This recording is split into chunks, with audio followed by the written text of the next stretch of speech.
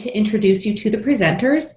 Our presenters are Shireen Payton. She is the director of the Community Collaboration Division at Kenneth Young Center, and Nicole Barrett, who is the deputy director of the Community Collaboration Center Division at Kenneth Young Center. So Nicole and Shireen, it's all you. Thank you. Good morning, everybody. Just to start off as well, my pronouns are she, her, hers. My pronouns are she, her, hers as well. Right, thank you. Oops. All right, so I'm going to review some of our objectives for today. So first, to gain a general understanding of sexual orientation, gender identity, and gender expression. Second, to learn inclusive practices for communication and youth engagement.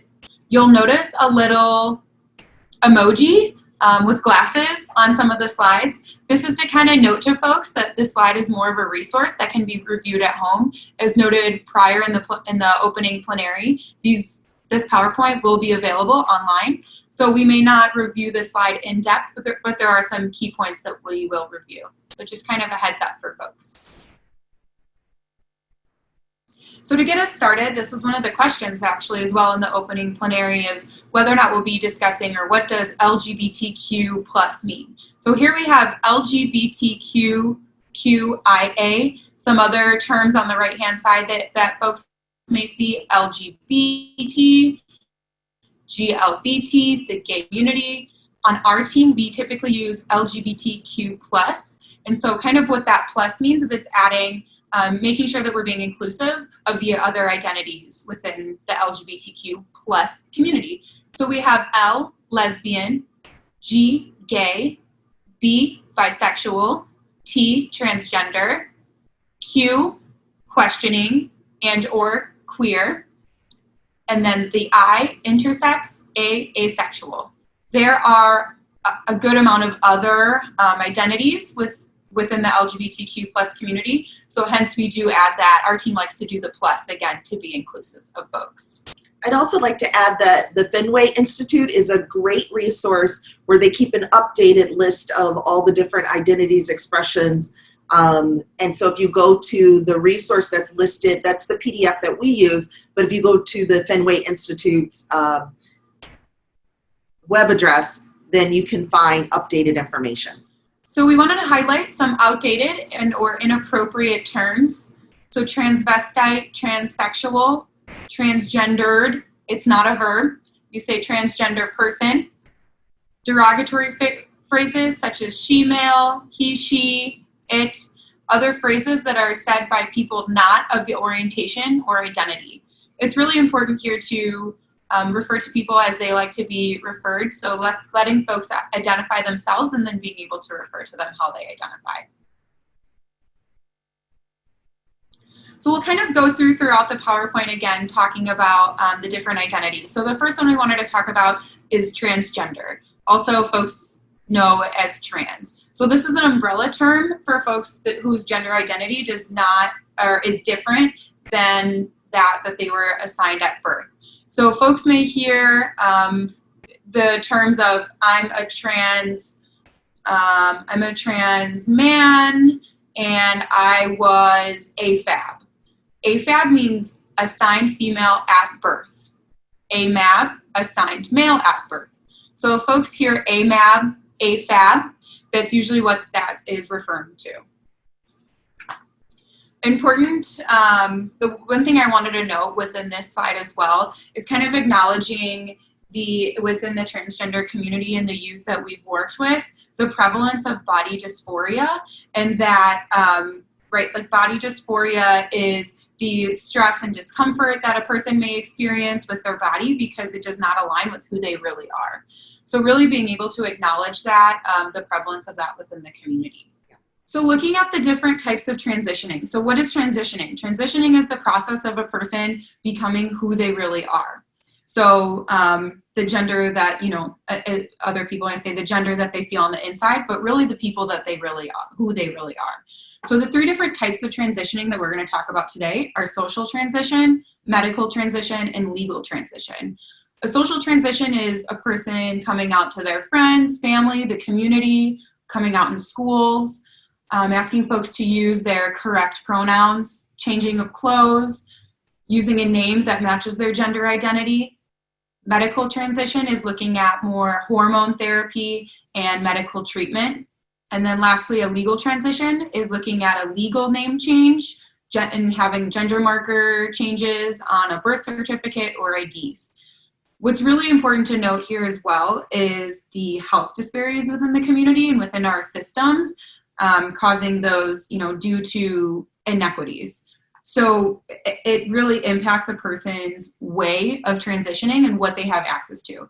What I'm specifically, example of what I'm specifically talking about with that is when we've been working with youth in different capacities, I've heard youth make comments about, I would really love to start my hormone therapy, but my mom or my dad, they don't have enough money to be able to afford that yet, or our insurance doesn't cover it. There are different, again, that's where those different inequities are coming into play. So it's really important to keep that in mind, that sometimes people don't have access to do all three types, which leads me to my next point. A person doesn't have to do all three types of transitioning. It's whatever the person values is what types of transition they will do. So a person can just do social transition and be okay with that, and that's okay.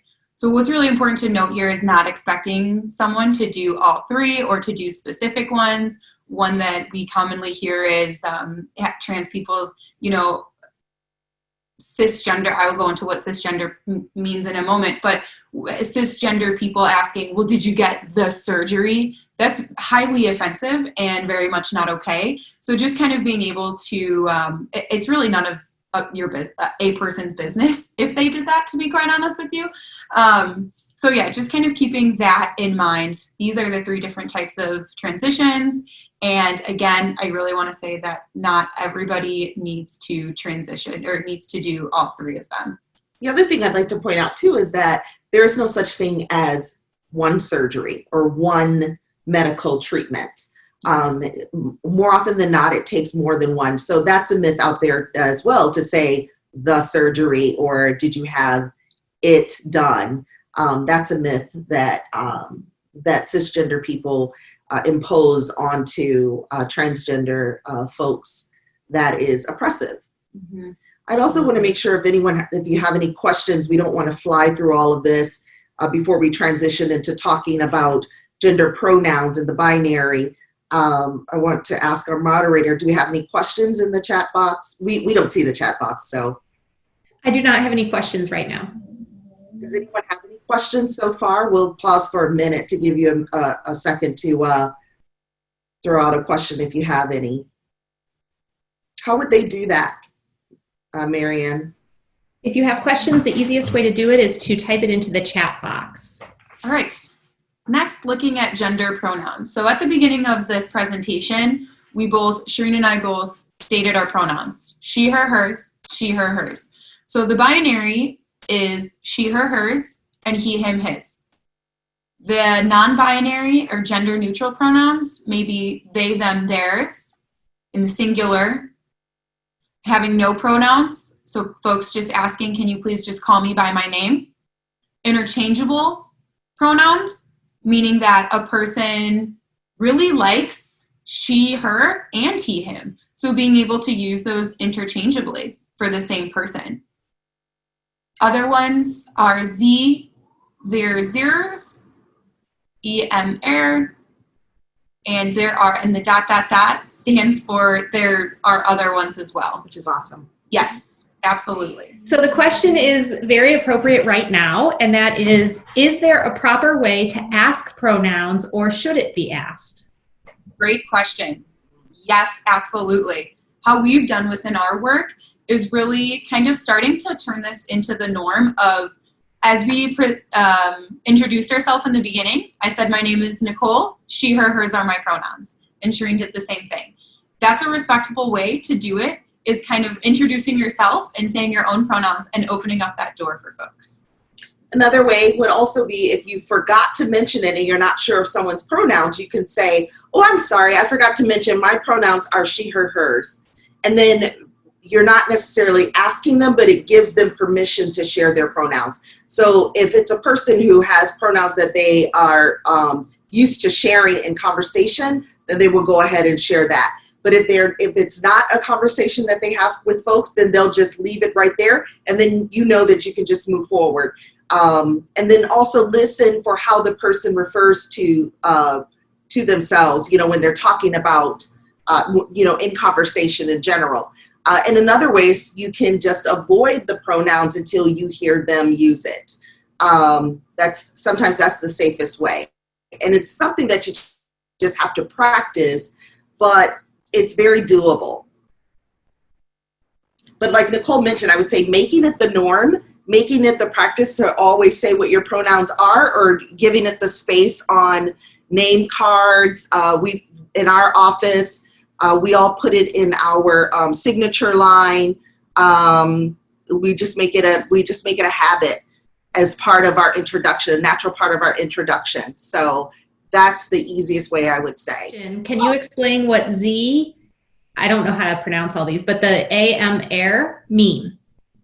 Again, it's just a neutral pronoun. It indicates that the person does not identify on the binary of male, female, but it's just a neutral term. So it's Z, A, M, R, who, per. So I was talking to John, and per said that, and then you would complete the sentence. I think something important to note when looking at pronouns is that acknowledging if this is something new for you, the odds are, and when working with clients, students, whatever capacity you work with LGBTQ plus youth, if it's new to you, you're probably going to get it wrong at some point.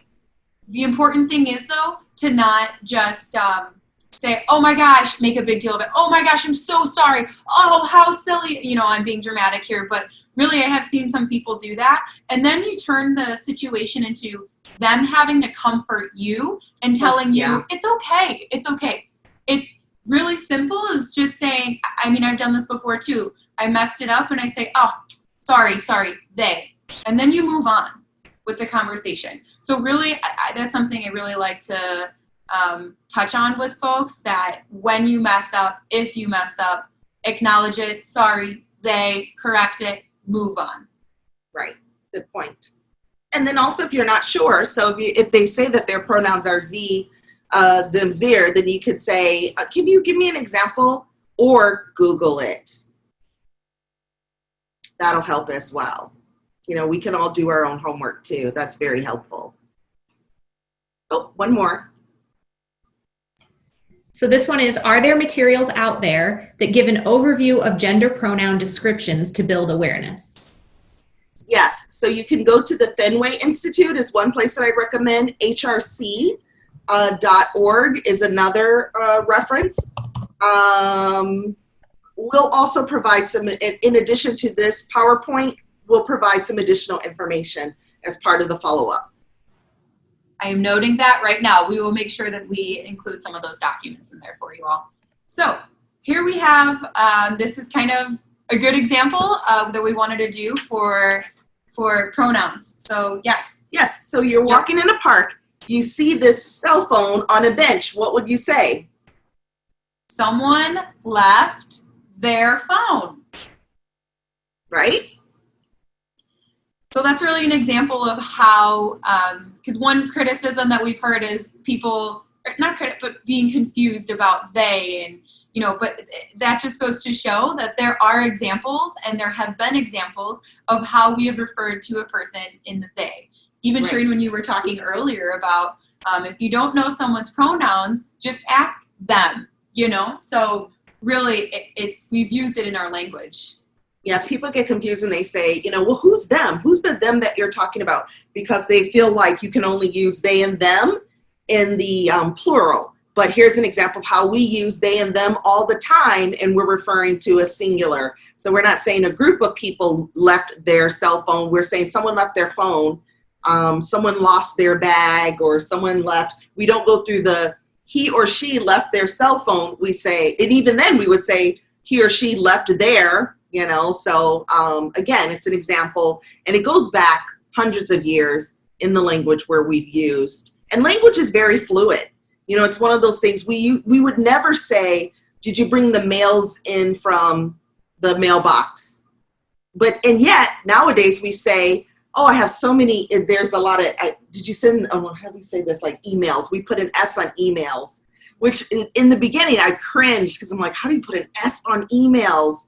On email, the word email, you don't put an S on, and yet we do it. Or text messages, you know, we put an S on text, which is, you know, but we learn, and language is evolving. So in the same way, you can use they, them, their to refer to an individual. Okay, so now we're going to switch gears and we'll talk a little bit about intersectionality. So this is a concept or a terminology, a term that was created by Kimberly Crenshaw, who is a civil rights scholar. And intersectionality looks at basically like myself. I'm a bisexual African-American woman, and I am an atheist, and I'm approaching my mid-50s, which is why off screen I'm doing this. That's my fan going, and I'm putting my sweater on and off because I'm going through all the changes, the change. You know, middle class, mostly able-bodied, I would say. So all those different identities that I have, they come together and they have different meaning. They have different, they have different effects on the life that I have, the life of my children, the life of my wife, etc. So intersectionality just shows how the different constructs of race, ethnicity, culture, religion, age, orientation, expression, all of that, where it all comes together. And so there is a concept that if you work in social services, you may be familiar with what's called minority stress is one thing that people are familiar with. And that's where there's stresses that being African-American or being Latinx or being Asian that comes with being a person of color. So on top of that, what Kimberly Crenshaw looked at is that with LGBTQ individuals who are also people of color, there's an additional gender minority stress that happens. So if you're female and Black and LGBTQ, there's additional stress. If you're transgender and, you know, Latino or transgender and Filipino, etc. So what we know is that designing early interventions that address the negative health outcomes, such as bullying and harassment that happens out in our society, on the structural level, on the societal level, not just the individual level, those are things that can help our overall outcomes to be improved. Because what you will see is that there are greater health disparities in the LGBTQ population when you look at people of color. And as a result of it, I will say we do have higher rates of, you know, heart disease, higher rates of death, substance use, incarceration, school pushout, etc. And I would say that that is one of the reasons why a lot of the programs that we do here at our LGBTQ Center in particular, we're trying to figure out how we can connect with youth of color, how we can create opportunities for youth of color. Even though we're located in the suburbs, I know I also live out in this area, that while we do have great schools, it can be very challenging being a person of color and then being LGBTQ, navigating the systems out here, the schools, the employment, law enforcement, etc.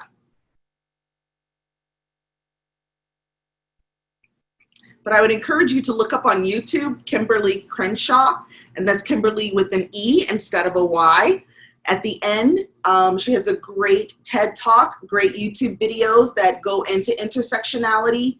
I would encourage you to look up that information. So now I'm going to talk a little bit about gender roles and expectations. And so this is, a lot of people look into gender work when they're looking at the LGBTQ plus community, and then also looking at intersectionality when you look at people of color and when you're looking at racial and ethnic minorities, because within these groups, there's certain gender roles and expectations that are dictated by various cultures, I will say.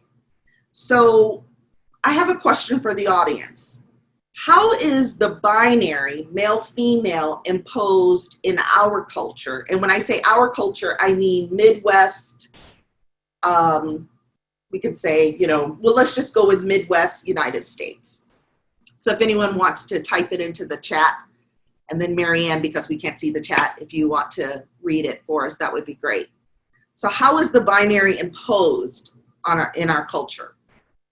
In other words, this is what you will do because you are male or because you are female. So I have all bathrooms and locker rooms, advertisements and media. Media and TV shows. For a long time, high school dances. How toys are displayed in stores. Mm-hmm. Someone says everywhere and everything. Video games and movies. Gender reveal parties. Only 2 gender roles are recognized in certain institutions. School registration, he and she pronouns are used. Yes, those are this is excellent. Very, very good. And the thing is that it varies on where you live. You might, if you go to another country or another part of the country, of this country, there might be different roles. So that's just something that you want to think about. So gender policing, that's where basically you're reinforcing the binary by saying, no, we have constructs in place where, no, this is what it is, this is what it must be. And that's the bottom line. There's nothing you can do about it. So the girl aisle where the dolls and housekeeping type toys is going to be pink all day long, and the boy aisle of toys will be black and blue and dark, period, and violent. There's that. So we can go to the next slide for the sake of time.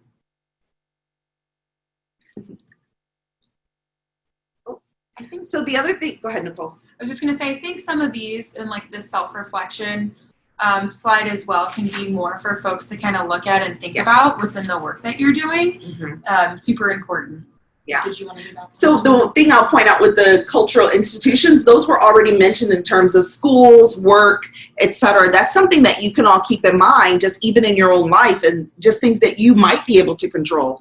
The bottom line is that gender is a social construct. It's something that is very, it depends on the time, so it's not something that it doesn't have to be. So we'll move on to, like Nicole said, do the self-reflection as a homework.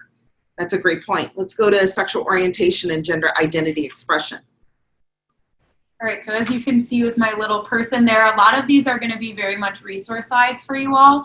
But there are a few on this one that I do want to highlight, the biromantic and panromantic. So biromantic, also if I could go forward, bisexual, biromantic. So a person being attracted to 2 or more genders. Panromantic, a person being attracted to any, every, and all genders.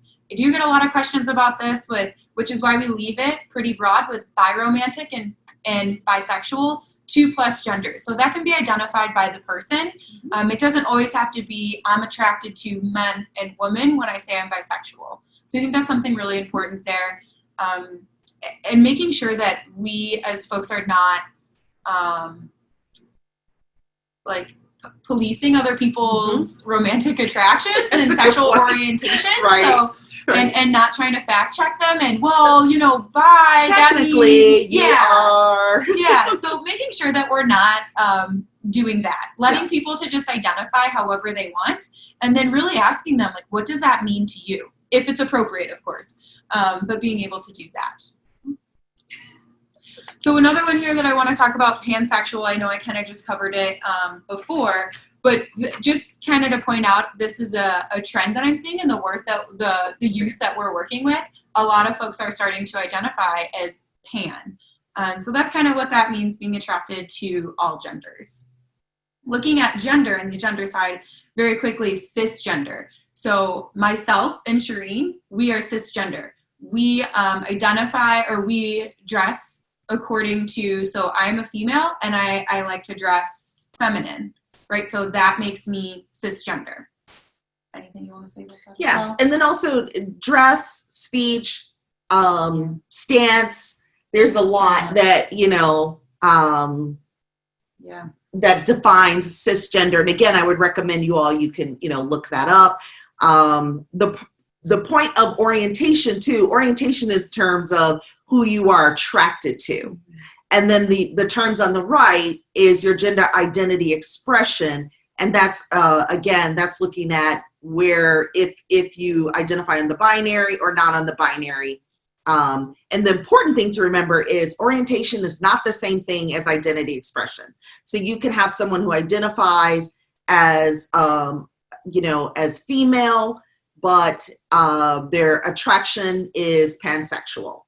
So, yeah. An example of that I can use myself would be, I would be a cis white female who identifies as heterosexual, right? So that's like an example of how that would look like, or how a person can say that. All right. So again, these are things that you could think about at home. Think about what do we stereotype? Why does what you have between your legs determine if you should take out the garbage or mow the lawn or cook dinner or take care of the baby? Examine some myths within our cultures, within our home, within our etc. Think about things that are stigmatizing. Cultural competency, they talk about that as a strong awareness of one's own prejudices and stereotypes and a commitment to exploring them. You can't truly be competent. Sometimes I like the terminology like, cultural humility is something that I've heard used more recently. There are other terminologies that's out there. All I'm saying is do your work, which is great. So talk to people. Yes, attend workshops such as this one, dive into the resources that are provided, because we didn't just make all this stuff up. We can't take credit for it. We look into a lot of resources. So I would highly encourage you to do that. Being here is part of it, which is good. So thank you. So how we talk about, we say, oh, we want to have a safe space or inclusive space. And sometimes we don't know what that means. There we go. So safe is that allowing people to be and to show up as their authentic self. And that is their speech, their language, their dress, their culture, whatever it is. That's what it means to have a safe space. Like they can move and navigate within that space and not worry about what people are going to say or do to them. You can't control what people think. But at least you can, have policies in place. You can update your, I guess it's called policy. You can update your policies to reflect that this will be a safe space. And we'll talk a minute about brave space and what that means as well. And then also, what does it mean to be inclusive? And that's when you have practices that enables participation and contribution into society that supports the mission of the organization, eliminating implicit and explicit barriers. Sometimes people, we might say, well, people say that they're trying or whatever. But again, I love someone through this whole Black Lives Matter, they said, show me the receipts. Where are we putting our dollars? Where are we putting our efforts? Where are we putting our capacity building toward being safe and inclusive? What are we valuing? And not just dollars, but our time. Like the fact that you all are here and you're spending your time on this afternoon or this morning, being a part of this is a good example of you all practicing, putting forward, being better at providing safe and inclusive practices.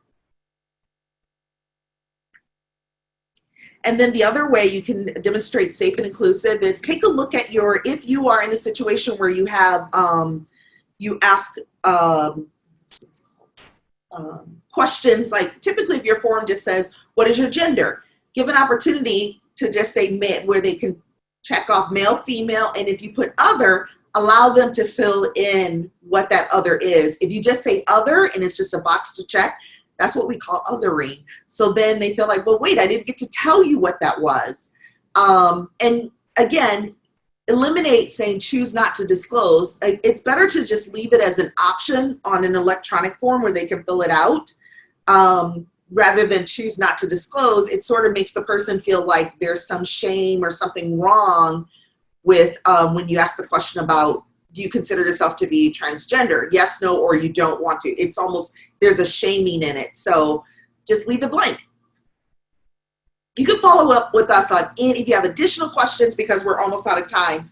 Yes. So again, this is a Brave Space visual. We just want to show you our rainbow room, which probably can only house 4 people now in the era of COVID, but our LGBTQ center is 8,900 square feet. So we do have space for more people once all of the COVID stuff is over with. What I want to highlight here too is really having those visuals in schools and classrooms when talking to youth notice. But I think really one criticism I hear from the youth is that making sure that a teacher doesn't just slap up a rainbow sticker and call it a day and then never ask pronouns, or one youth had said that one of their teachers had a rainbow sticker up, but yet that teacher never used their correct name. So making sure that like when we're putting these visuals up, one, they're very, very important and people appreciate them. But two, making sure that, like Shireen was saying too, that we're still doing our work to be inclusive and safe. So we have a North Suburban Community Network, which is individuals in the northwest suburbs. Our next meeting is August 18th. We'll talk about that in the closing plenary. But you can follow up with us. There's the 101 video that we have before you fly the rainbow flag.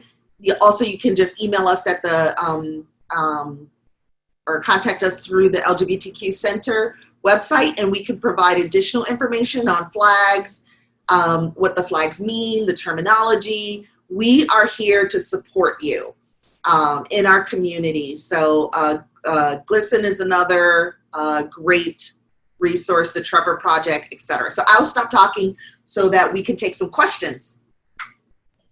One question that came in talking about pronouns and gender was, how do you change Mr., Mrs., and Ms.? Good question. Yeah.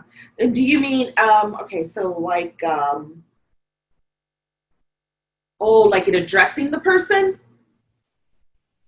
That's what I would assume. Oh, wow. Yes. Yes was the answer. Interesting. A very good question. It's really, any suggestions out there? I have heard ZIR being used. It looks like there might be a suggestion. It is a link to the LGBTQ plus 101 video. Okay. I do wonder if it's, I love looking into the history of things, like how did we get to this point? So I do wonder, like, what is the purpose of Mr. and Mrs.? And I know how, in Miss and Ms, part of it is, because if you think about it, Mr., it's Mr. no matter what, whether you're single, whether you're married. But the MRS, MISS, and then in the late 60s or early 70s when they introduced MS through the feminist movement, that's so that women basically were saying, look, it's none of your business if I'm married or not. It's a way to label women to indicate to the rest of the world their marital status, and it's not right. It's not fair.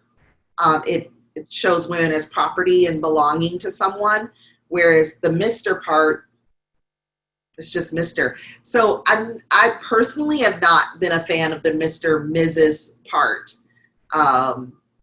That's just me personally, and that's why. So if we look into the history of why words are used the way that the way that they're used and in the context, you might find, maybe we shouldn't be using that in the first place.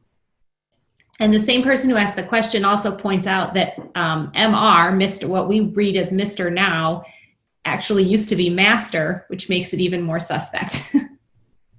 Yep. Thank you. Thank you for pointing that out. Wow. Yes, because during that horrible time in our country when they enslaved people, they had the people who were enslaved had to refer to the young children, like the young white male of the house, as Master so-and-so. So you wouldn't call him Mr., you'd say Master John, even though he was 5 years old or whatever. Someone else points out that you can use MX in print, but don't know how you would say that or pronounce that. And I also right now want to mention that it is 10:20, so we just have 5 minutes left. Okay, any additional questions? So there was one that came in. You mentioned conducting our own research on our prejudices and becoming aware of them. Could you go into more in depth into that? Sorry. Yes. So Georgetown University, I will add this to the resource, so Nicole's writing it down. Georgetown University, they have a bias training that you can take. It's like a self-guided, free, implicit bias. That's a great place to start. And then there are other resources that we can point out for you. A lot of great online resources. And if you're a teacher, there's teachingtolerance.org. I believe they have a lot of great videos, a lot of great resources on working with LGBTQ youth in schools. And then on the resource page, there's a lot of great resources. And the thing that I love to do is when I find a great resource, I go to their resource page and then I just go into that hole. But I just geek out on things like that. So some people may not, but that's a tip that I highly recommend. You find a great resource, go to their resource page, and then you'll just keep finding great stuff. I think another important one too is making sure that we're having these conversations with our colleagues, with our families, and really being able to assess, what are your implicit biases, and then again having those conversations with folks is really important. I do want to say thank you everybody for being here today, asking really great questions. Mm-hmm. This has been a good conversation, almost kind of going back and forth too, so thank you everybody for the questions and we appreciate it. Yeah, and then when you have an opportunity to give feedback, please let us know how you would like to continue the conversation.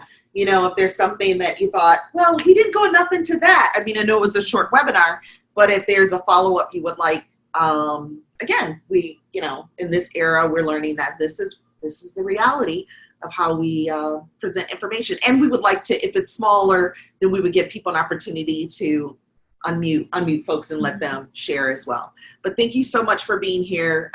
Again, we appreciate your time and We will. I do notice on the PowerPoint, we did not include our email contact information. So I will add that to the PowerPoint when we upload it on the website. So if anybody is interested again in continuing this conversation, Shireen and I are super passionate about the work that we do. So we are very much open to continuing conversations. Please send us an email. We would love to connect.